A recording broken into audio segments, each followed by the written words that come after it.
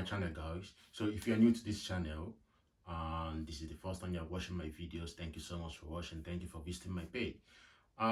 Here we talk about migration tips to the UK, working in the UK, coming over to study in the UK, living in the UK, living expenses in the UK, various opportunities of working in the UK and even outside of the UK. We also share tips on how to get good jobs in Nigeria as well. So if you're watching me for the first time, if you're watching this video for the first time, if you're coming to this YouTube channel for the first time, thank you so much, and do not forget to subscribe, like, click on the notification button, and then share my videos. Also comment on the comment section, ask questions that you're confused about, ask things that you want me to give more clarifications on, things that you want me to talk about in my next videos. I always read my comments, I always read the comments, and I always give responses as well. Thank you so much once more. So let's jump into the video of today. So today we'll be talking about how physiologists can come to the UK and work. Yes. So first thing first, let's talk about the specialties that we've got in the UK. I'll talk about the specialty that we have in the UK and then specialty that we have in Nigeria. So in the UK, we have 5 major specialties. So we have the GI physiology, the exercise physiology, the cardiac physiology, that we have got the invasive and the non-invasive, okay? And then we have the neurophysiology, and we have the respiratory physiology. Okay, so these are the 5 basic specialties that we have here in the UK. In Nigeria, I think we've got about 3 of them. We have the neuro, we have the cardiac, and we have the respiratory. Yeah, so because we've got specialties, so basically you have to choose a specialty for yourself. Okay, now remember, this video is both for people that are practicing, people that are not, both for people that are practicing and people that are not practicing, as well as students that are still in school. It's good. So we've mentioned the specialties that we have. All right, so now let's go in and talk about the next stage of what you need to have, what you need to do. So we have the specialties ready, which means you have to figure out the specialty that you need to specialize in, whether you're a student or you're already practicing. I'm going to give us the tips, the step by step of how to do this. All right, thank you guys. So let's go over to the next step. So now we've listed all the specialties we've got in physiology. Let me put it this way: functional specialties, the one that are being practiced here in the UK and probably in Nigeria as well. Now, the next thing you need to do is to figure out a specialty for yourself. Now, if you are still a student, this is a wonderful opportunity for you. This is best time to watch this video. You are just on track. You're on the right video at the right time. Now, it's good to figure out a specialty right there in school. Okay, now you figure out a specialty, now start planning. How do I go about it? What next do I do? How do I start my journey? Because you, as a physiology student or as a physiologist, you basically direct your path. You need to plan your life, you need to plan the next stages. So if you are still in school, now you need to start planning. How do I go about this? So first thing you want to know, think about your SciWest, think about your IT, the industrial training, right? Yes. So think about it. Where do I go for my industrial training? Where do I go for my SciWest?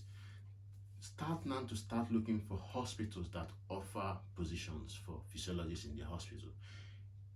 It doesn't matter if you are not within the location. Maybe I know there are hospitals in Lagos that offer positions for physiologists, whether you are as a CWES student, IT student, you go there to your CWES or IT. That is very wonderful, because that's the first time you'll be exposed to clinical aspect of physiology. You see how it's being done, you see what people do, you see what it's all about. That is actually the first step for you. All right, so I know sometimes CWES might be 6 months or up to a year. So let's say you've got a year experience there, it counts so much for you. At least you've seen what's going on, you see what's there. You also use that opportunity to figure out the specialty that is best for you, because you'll also be exposed to other specialties. Then it will aid you in choosing the specialty that you want. After that, after your CWES, let's say that you are no more in school, or you're still in school after the CWES position, the next thing is your NYSC. That's the next time you have the opportunity to go practice, or to do hands-on practicals and see what's going on in the hospitals. Okay, Now, do not start thinking what's the best place to go and serve. Let's go to Lagos, let's go to Abuja, let's go to Oyo State, place that will pay you. Remember, you are thinking about the future and not just now. Okay? Now, the best thing I will advise is same thing. Look for a place that will give you positions. Look for hospitals that will offer you position. It doesn't matter if you'll be paid fantastically well, or whether you paid fabulous amounts of money. Remember, you are gaining experience, you are training yourself, you are gathering skills. Okay, there is a place you are going, you are looking forward to something. Okay, so for your NYSC, look for a place. Like I said, there are places in Lagos. I know there might be some places in Abuja. There will definitely be other places, other parts of the country. If it demands you traveling to these places, come on, go on and travel. Go. That's 1 year of your NYSC. Do and let it be one of your most the best year that you've acquired skills, because that 1 year will count so much when you are looking for jobs to come over to the UK. All right, so even if you've done your NYSC, you are no more in school, you are not even practicing, it is not a problem. Follow the steps of finding out your specialty. Go and offer to do voluntary work. Even if they're not going to pay, most voluntary works are not being paid for. That's why it's called voluntary. Okay, or even if they give you stipends, no worries. Just find some other thing to do to support yourself in the line while you get this experiences. Okay, now go and do voluntary jobs and those specialties that you're looking out for. Always pick up skills. Learn what's going on there. Communicate with your colleagues. Ask questions. Tell them. Look, this is. You don't even need to tell them your plan. It depends. Well, it's these are judge the situations then. But you know what your plans are. Of course, you're doing a voluntary work. You're gathering experiences. If they like you, they might take you in and give you employment, which is beautiful, fantastic. Okay, go in, do the job, get your skills, gain the experiences, know what is going on. Because if you are coming over to work in the UK, you need to be experienced. Nobody will give someone that is half-baked or someone that doesn't know what is going on. You don't need to be a professional, like you don't need to be 100% in that field. No, just get the experience, know the basic things about that your specialty. So that is the next step. I'm going to talk about the next step after you figure out the specialty, you've started gaining experiences and all that. All right, so if you are getting value in this video, please click subscribe, like this video, share it to your friends as well. It's going to be the best Valentine gift ever. It's going to be the best New Year gift ever. Okay, let's talk about the next step. So because you've gotten the experience now, at least 2 years of experience, you know what you're doing, you're happy with your job, you want to continue with this profession, the next thing to think about is registration. There are basically 2 bodies that you can register with. It doesn't mean that you have to register with 2 of them at the same time. You just choose one and go on with it. Okay, so the first one is registering with the HCPC, that is the Health and Care Professions Council. All right, so the HCPC, you can register with them, but that means that you have to go through the AHCS, which is the Academy for Healthcare Science. And what this means is that for you to go through this path, it means that you are probably going for a higher level, which means you are going to become a clinical scientist at the end of the day, which is more money basically, but more responsibility as well. But the outside of this is that the registration costs more money, it takes more time, you might not be that patient or have the luxury of time to keep waiting for them, or have the amount of money that they will charge and all that. Okay, so the other option that you've got, which is what most physiologists take, which is the part that most physiologists go through, is registering with the RCCP. So the RCCP is the Registration Council for Clinical Physiologists in the UK. Okay, so registering with these guys, with this council, this is the registration that you might want to do. It is quicker, it's less costly, and that's the registration you need. So let's talk about the next step. The next step is your exam. So the exams you'll be writing, you are definitely going to be writing an exam after you've registered with this body. Okay, so there are about 4 of them. So the first one, not necessarily that you're writing 4 exams, depending on your specialty. For the purpose of this video, I'll be using the cardiophysiologist to explain the exams and all that, but I will list all the exams irrespective of your specialty. Okay, so the first exam that is available for the physiologist is the EACI, that's the European Association of Cardiovascular Imaging. Now, because this is the advantage of this exam is that you can basically use it even beyond the UK, any of the European countries, okay, as well as here in the UK. You can also use this in the UK. All right. So the second exam that is available is the RCS, that's the Registered Cardiac Sonographer. All right. The third one is the BSE, the British Society of Echocardiography. Now, this is the exam. Now, remember I said I'll be using the cardio, the cardiac physiology specialty to talk about this exam. And this exam is basically for the non-invasive cardio specialty. So if you are actually a cardio physiologist and you want to come over to the UK, this is the exam that you'll be looking out to write, okay? Now, if you write this exam, pass, thumbs up for you. The fourth exam, which is basically for the other part of the other type of specialty under the cardio, is the BHRS, that's the British Heart Rhythm Society. This is for the non-invasive cardio specialty.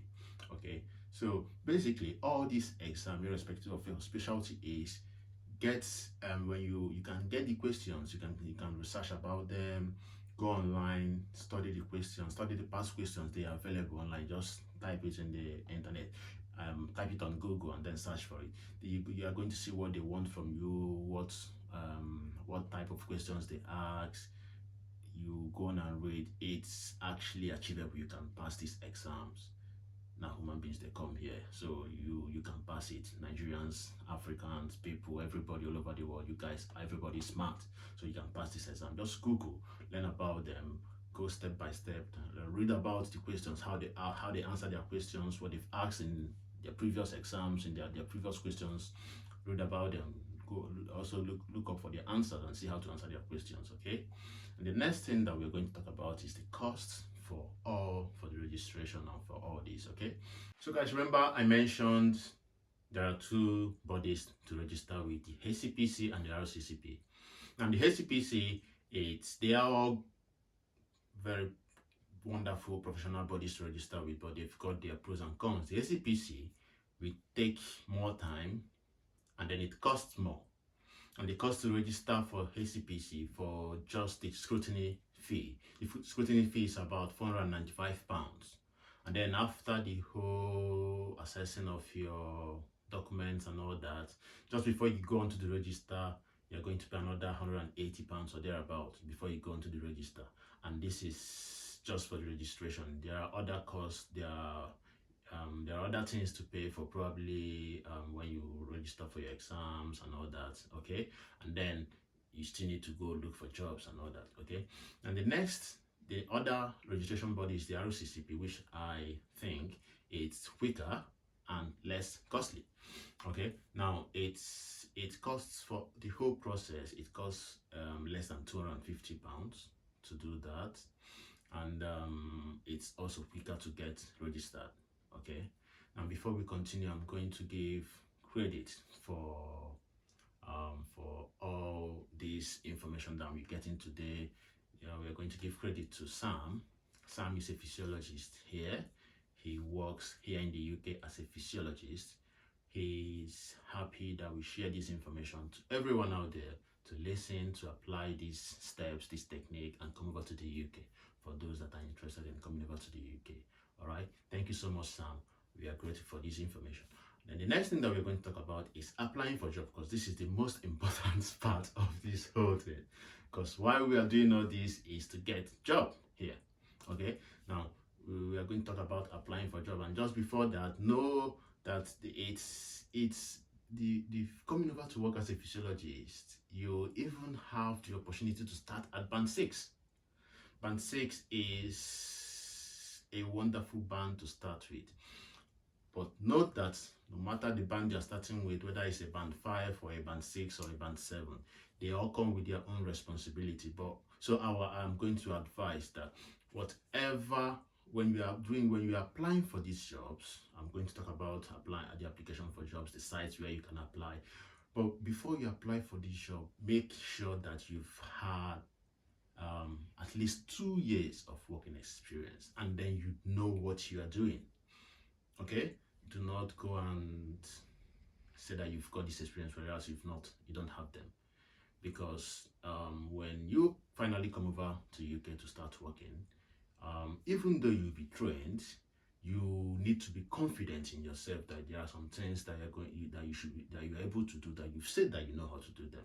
You should actually know how to do them. You are still going to be trained at the end of the day, but just so you are relaxed when you are working and all that, make sure that you state what you know how to do when you're applying for jobs, when you're writing your statement and all that. Okay, so let's talk about the job applications. And the first place that you need to register is the UK job sites. Okay, so the most popular place is the NHS jobs.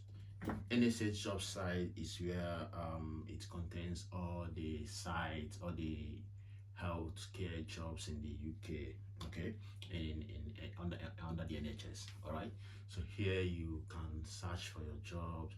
Now I always advise people applying here to, when you go on there, you create a profile. Create your profile, put in your biodata, your qualifications, your certifications, everything about you, your references, your work experiences, or just put them there and save it. Okay, so once you save it, it's there forever. Okay, so whenever you're applying for any job, you already have it. Just need to edit your statement of purpose or your supporting statement. Okay, you already have every other thing there. So go on, save, create your profile, save them. Okay, and the next thing you need to do, also make sure you create a job alert for the jobs you are looking out for. So now in this case, we are looking out for physiology jobs.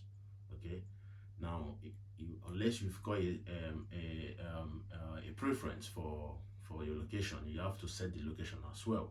Okay, and then make sure you have the alert. So whenever there are jobs that are being advertised, it comes straight to your phone, and make sure you apply on same day at the same time. Okay, now this also takes you to track. So sometimes when you register on UK NHS jobs in the UK, when you're applying for it, sometimes it takes you to track. Track is another site for applying for jobs. Most of the jobs are being tracked on this track. Okay, so most employers use track to recruit people. Okay, so again, when you can also register in healthjobsuk.com. Okay, so here I think this also links you to the track as well. So you can also go on track and create a profile as well. Okay, so there are other websites that you can apply for job, but these ones I mentioned that they are very popular. These are the places that people go on and look for jobs. These are the places that you find most of the jobs in the UK. You can also apply, search for jobs on indeed.com, on rate.co.uk, jobs.ac.uk.